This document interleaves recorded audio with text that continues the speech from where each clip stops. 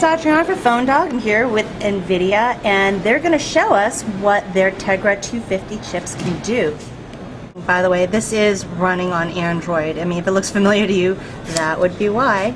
As you can see, we've got a full touch-enabled device here, and I'll just pop in and take a look at the gallery. You see it pop up really quickly, so the NVIDIA Tegra processor's graphics engine really serves it up pretty quickly. We've got a folder with about 180 photos in here. So I want to be able to just flip through the pictures really quickly, and the Tegra processor serves them up quick.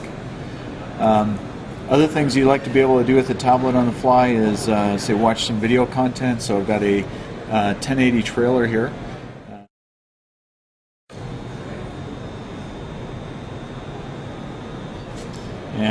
So we have this Star Trek trailer that's been one of the standards for our demonstrations here.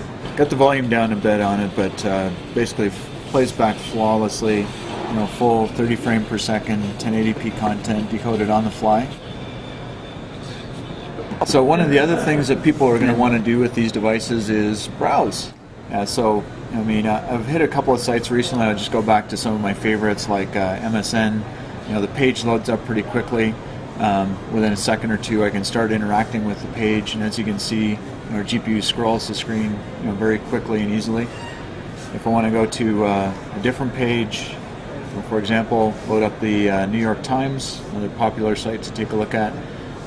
One of the nice things about these tablets is they'll have a full 1024 wide display, so you get the web pages the way they were originally rendered. You don't have to squish and scrunch.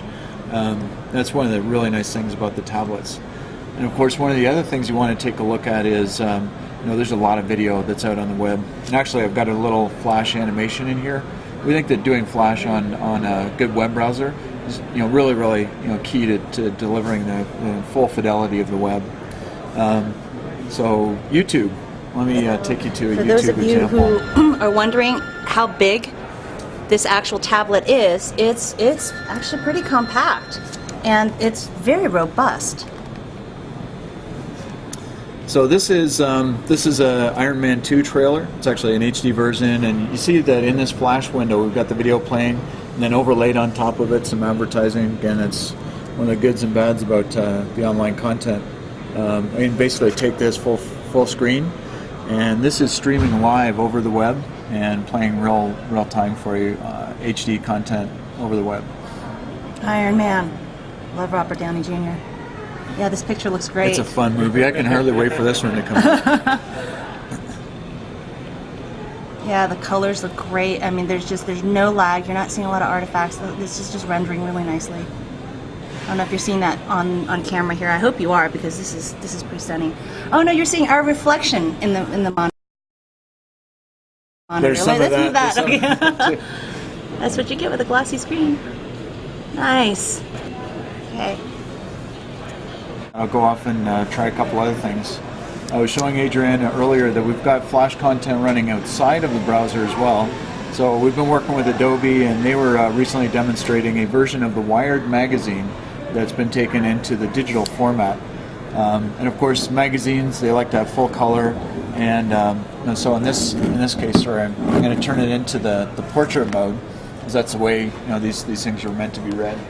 So what they've done is with this magazine, you can basically do an overview of the magazine first. So I can kind of get a feel for what articles are in here, kind of focus in on a particular article, read a portion of it, kind of stream down, remove. So it gives you new ways of actually navigating through the content. One other thing that I wanted to show is kind of a fun game that we came across over the last week. It's called Backbreaker. We started up for you here, and it's an adaptation of a game that started out on the PC. And so with NVIDIA, we've been working with a lot of the game developers for quite a long time. And so as we started talking about the Tegra platform and the mobile processor and what it can do for you, they got excited about having a device that you can play for hours and hours and hours. But the games have been really developed for keyboard and mouse, whatever. And for this, it's a touch. So these guys are starting to adapt some of their content to take advantage of touch. So you can see here I'm just using my finger to kind of control the play. And so the backbreaker, the objective is, as a ball carrier, you want to run and score a touchdown, and there's going to be tacklers coming at you as I run down the field. So wave one, it's lucky there's only one guy that's going to have a chance to tackle me. So I start out, and basically I can use touch to steer my player to move around,